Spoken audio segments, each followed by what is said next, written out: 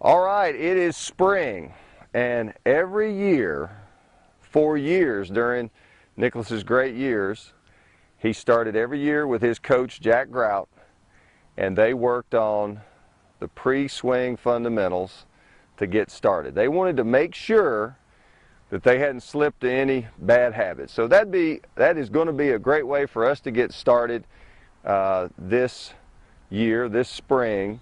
And so I want to just go over the grip, posture,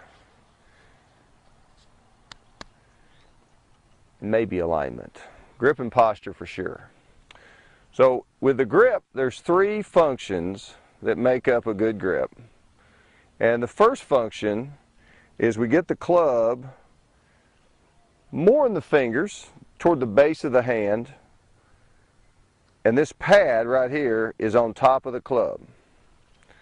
So you can take the pad and the finger and you can hinge the club up and down.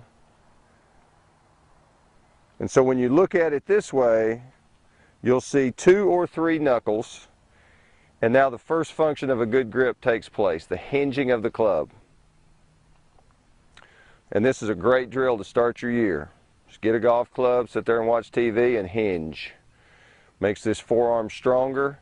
It makes sure that you've got that pad on top, and you do it enough times, that's the way you'll always put it in this hand. Second function of a good grip is it's going to help square the face. So our hands are somewhere in this ballpark. They're not like this, and they're not like this. So we're not going to have that kind of a grip. We're not going to have that kind of grip.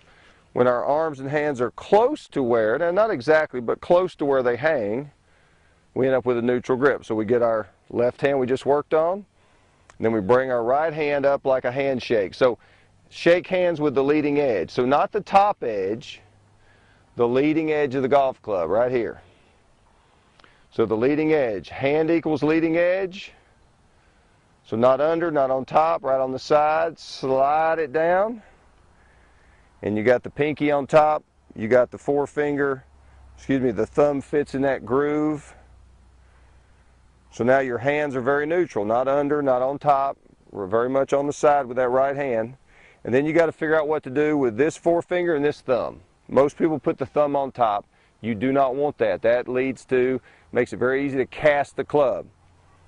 So we're going to take this finger, we're going to create a hook with this right forefinger, and then we're going to lay the thumb on the side. So what this does is the third function of a good grip, and that is where that club sits as you get toward the top of the swing. The thumb of the left hand, and then the forefinger of the right hand. Thumb left, forefinger right. This thumb's just laying off on the side. So now you bring that back, and you've got the three functions of a good grip. Hinging, square in the face, support for the club. Another factor, once we get our grip on correctly, is grip pressure. So what I want you to do is I want you to kind of whirl the club around like this, and I want you to notice that you're not holding on real tight, but you're not just holding on loose either. It's kind of, especially this hand, I'd call it firm. This hand's a little bit looser. So on a scale of 1 to 10, I think this one's about a 4 or 5. This one's about a 4. So grip pressure is also a factor. Not just grip placement, but grip pressure. So now you've got the ability to swing. And then we want to bend over to the golf ball. So part of it is this way. When your right hand goes lower than your left, your body tilts just a little bit. So our spine's not quite straight up and down, it's a little bit this way. And then from this angle, we're not going to bend at the waist because that makes me too rounded. We're not going to bend a lot from the knees because that squats me too much and gets my weight back on my heels. Right here, there's the waist. Right down here is your hip joints, your hip sockets.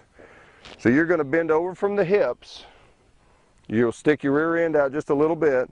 You'll bend over from the hips, and when you do that, you'll notice my upper body stays very similar. You know, it doesn't round differently this way or this way.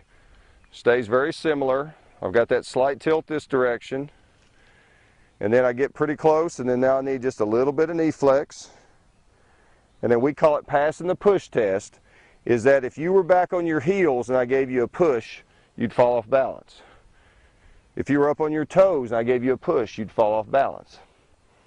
So we bend from the hips, just a little bit of knee flex, and we think, can I athletically be pushed over? Am I athletically centered?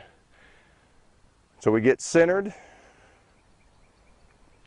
and that's how you get good grip, that's how you get good posture, and that's how you get off to a good start in the spring, just like Jack Nicklaus and Jack Grout did for years and years and years.